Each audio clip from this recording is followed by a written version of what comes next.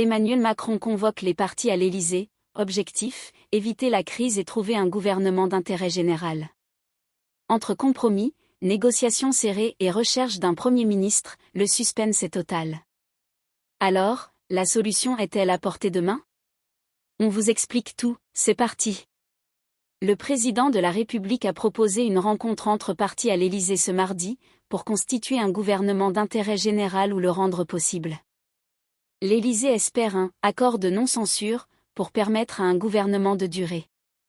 Passé la réouverture en grande pompe de Notre-Dame de Paris, les tergiversations du président de la République pour trouver un Premier ministre et définir quelques orientations pour le futur gouvernement ont repris de plus belle. Même si, jeudi dernier, Emmanuel Macron a promis la nomination du remplaçant de Michel Barnier, dans les prochains jours, elle s'étire un peu plus que prévu. Ce lundi, Emmanuel Macron a poursuivi ses consultations entamées en fin de semaine dernière après la chute du gouvernement de Michel Barnier, en recevant les communistes, les écologistes et les représentants du groupe Lio. À l'exception du RN et de LFI. Un changement de méthode?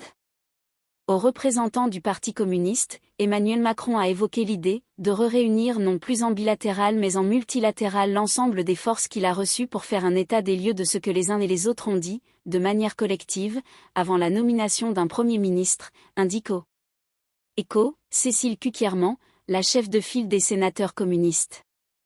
L'objectif de cette réunion ne peut pas être de se réunir à quelques-uns dans une salle de l'Élysée pour constituer un gouvernement, prévient la sénatrice, qui espère plutôt une discussion vers une perspective pour les semaines et les mois à venir. À la rentrée 2023, Emmanuel Macron avait rencontré à Saint-Denis les représentants de tous les partis politiques représentés au Parlement en vue de trouver des consensus faute d'un gouvernement majoritaire. L'initiative n'avait rien donné. Aux écologistes, arrivés dans la foulée à l'Élysée, le président a précisé sa proposition. Il a mis sur la table une nouvelle méthode, a expliqué Marine Tondelier, après leur entrevue, avec l'organisation d'une réunion des différentes forces politiques pour échanger sur une plateforme programmatique. Tous les partis représentés au Parlement y seront associés, à l'exception du RN et de LFI. Ce lundi soir, l'Élysée a annoncé convoquer ce mardi à 14h à l'Élysée, l'ensemble des partis politiques ayant indiqué se placer dans une logique de compromis dans le but de constituer un gouvernement d'intérêt général ou de le rendre possible. Nous avons pris acte à la fois de l'interview de Marine Le Pen dans laquelle elle se déclarait prête à une nouvelle censure, note de la rédaction et de la déclaration de Manuel Bompard, a précisé l'entourage du chef de l'État. À la recherche de la perle rare. Il a compris qu'il devait arrêter de n'en faire qu'à sa tête, s'est félicité la chef des Verts. Emmanuel Macron aurait reconnu que la solution ne pourrait plus reposer sur un accord avec le Rassemblement national, ont indiqué les responsables écologistes. Il a été très clair sur le fait que le RN, pour lui, n'était pas dans le périmètre des partis qui souhaitaient discuter, ont-ils ajouté. À l'Élysée, personne n'oublie que c'est le RN, en s'associant à la motion de censure de la gauche, qui a précipité la chute du gouvernement Barnier. Emmanuel Macron cherche toujours la perle rare, un nouveau Premier ministre à même d'éviter à court terme une censure de l'Assemblée nationale.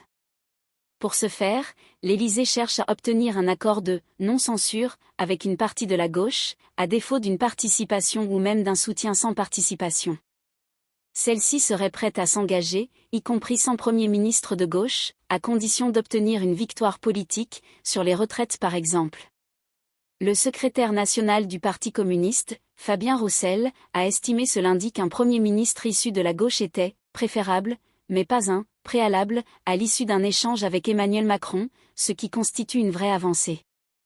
Vendredi dernier, Olivier Faure, le premier secrétaire du PS, a demandé un gel de la réforme des retraites, et non plus une abrogation, entrée en vigueur le 1er septembre 2023. La gauche a d'autres lignes rouges, comme le maintien de Bruno Retailleau à l'intérieur ou la mise en chantier d'une nouvelle loi immigration, mais elle est davantage focalisée sur les retraites.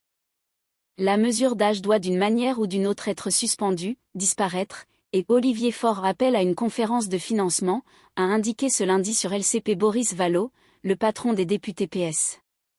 La droite cherche elle aussi à négocier un accord de non-censure.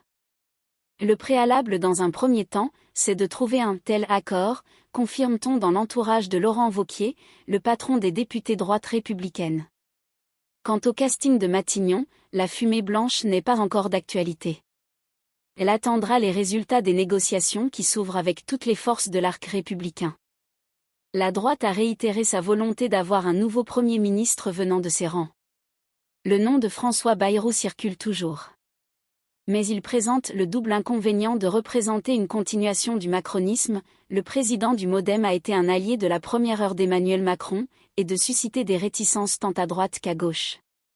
La ligne politique de M. Bayrou n'a pas gagné les élections législatives, attaque les Marine Tondelier, ce lundi matin sur RTL.